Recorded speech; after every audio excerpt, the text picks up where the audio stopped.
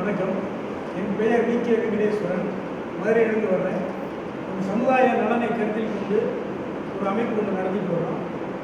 தமிழ்நாடு அனைத்து விஸ்வகர்மா முன்னேற்ற கழகம் நடத்திக்கிட்டு வந்தோம். இப்போ தொழிலாளர் வாழ்வுரிமை கட்சின்னு ஒரு பதிவு போன்ற இயக்கத்துக்காக நாங்கள் உள்ள பதியை உட்பட்டு இருக்கோம். நன்றி.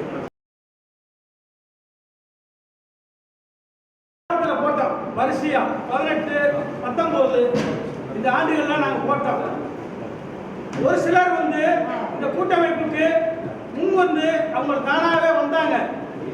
ஆனால் அந்த கொரோனா காலகட்டத்திலிருந்து அதை கடைபிடிக்க முடியல.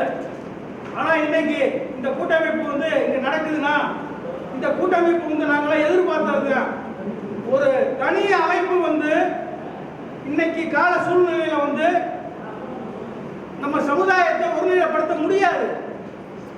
ஆகவே தமிழ்நாட்டில் உள்ள அனைத்து இயக்கங்களையும் ஒன்று சேர்த்து இந்த கூட்டமைப்பின் வாயிலாக நாம் செயல்பட்டால் நம் சமுதாயம் ஒரு அங்கீகாரம் பெறக்கூடிய நிலையை கொண்டு வர முடியும் நம்மால்.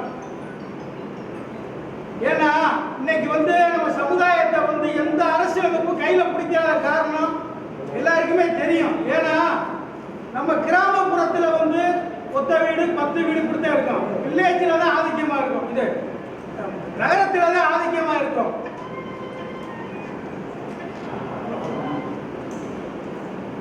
நகரத்தில் தான் ஆதிக்கமா இருக்கும். ஆனா இன்னைக்குள்ள அரசியல்வாதி என்ன செய்யறாங்கன்னா வில்லேஜை தான் பாக்குறாங்க. வில்லேஜை பார்க்கல நம்மளுடைய ஓட்டு வங்கி இல்லாத மாதிரி அவங்களுக்கு தெரியுது. நம்ம எல்லாரும் மத்தியிலுமே நாங்க பல இடத்துக்கு போயிட்டு வந்திருக்கோம். அந்த இடத்துல பூரா எல்லாரும் விசாரிக்கல. சுமார் 10% நம்ம குறைய மாட்டோம்.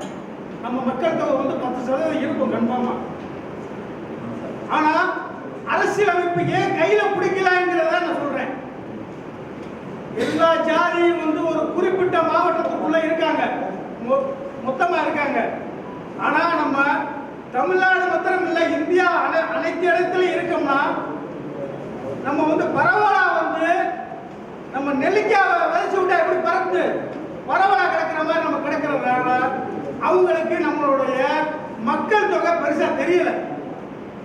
அது தெரியணும், மக்களுக்கு நம்ம காட்டணுங்கிறதுக்காண்டிதான் நம்மளுடைய செலுத்த காட்டுறதுக்கு நாங்க இப்ப நடந்த பாராளுமன்ற தேர்தல் எலெக்ஷன்ல நான் விருதுநகர் தொகுதியில வேட்பாளர் நின்றேன்.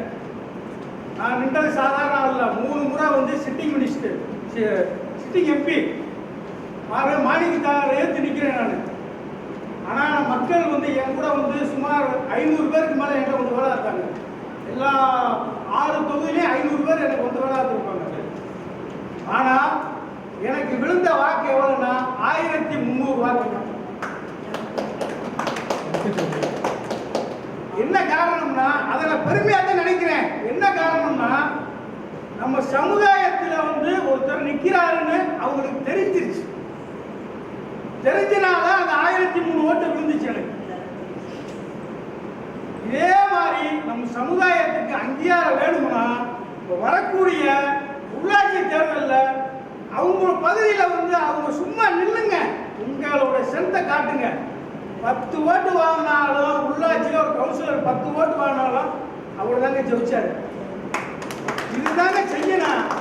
எந்த கட்சிக்கு போய் ஆதரவு கொடுக்கறதெல்லாம் மறந்துருங்க.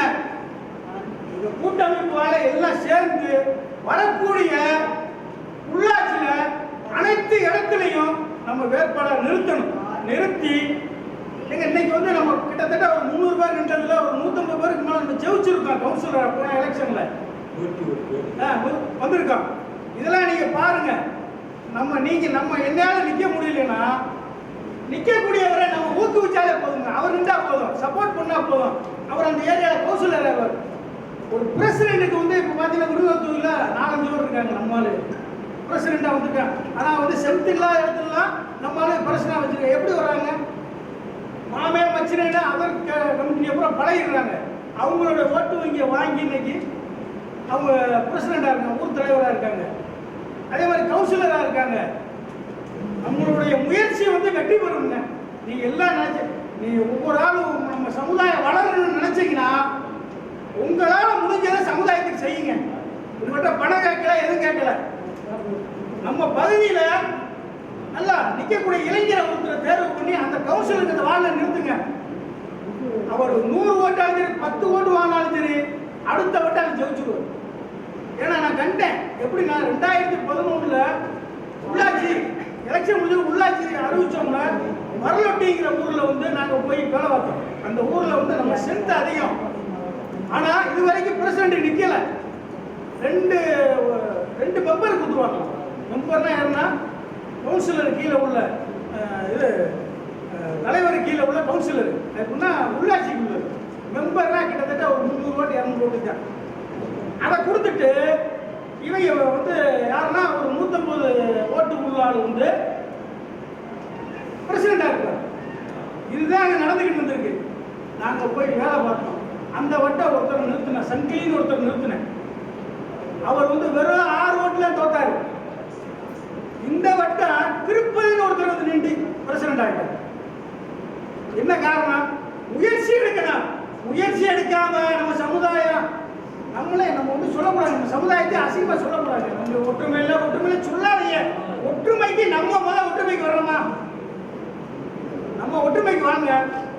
நம்ம கூட 10 பேர் வந்துடும். நம்ம ஆளு நாளைக்கு அது ஒரு ஆளை தேர்வு பண்ணி ஒரு இந்த உள்ளாட்சி நமக்கு சரியான வரவேற்பு ஜெயிக்கக்கூடிய வாய்ப்பு அது நழுவ விட்டாதீங்க. சிறப்பாக நம்ம ஜெயிச்சு வரலாம்.